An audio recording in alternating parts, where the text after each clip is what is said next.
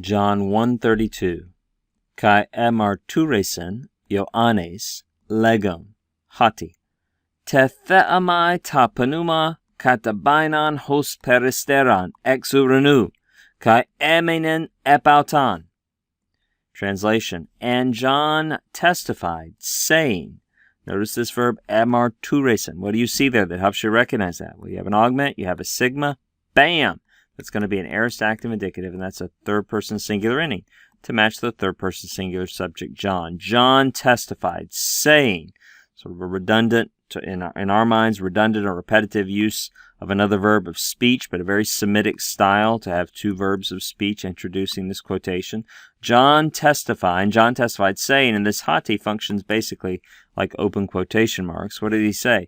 He says, I have seen, right, or perhaps I saw. This is from the verb theaomai, which means to see, often with a sense of amazement or surprise. Notice the reduplication there. Notice the mai, sai, tai endings. This is a perfect middle or passive indicative in form, and it's first-person singular, right? First-person singular ending right there. Of course, because the lexical form ends in omai, we're going to parse it as a middle, perfect middle.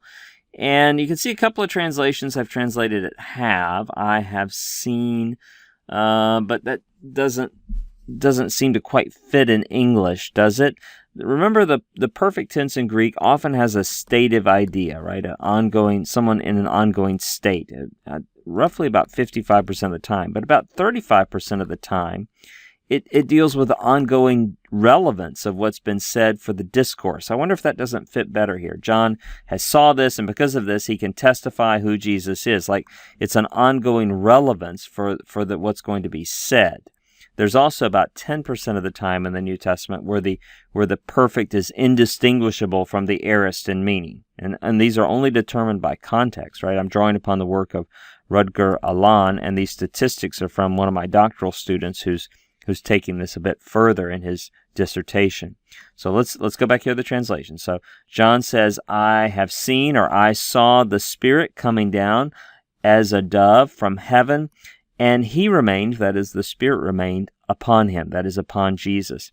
Notice this verb emenen, that's from the lexical form meno, to remain. Why do we have a spelling change in the stem? Why has the stem vowel lengthened to that diphthong? Well, remember, Greek is like a seesaw. One side's going up, another side's probably going down. So the sigma was rejected here for the aorist because it came up next to this liquid consonant. And so to compensate for that loss of the sigma, we have the lengthening of that stem vowel. So this is an aorist active indicative, third person singular. He remained, that is, the Spirit remained upon him.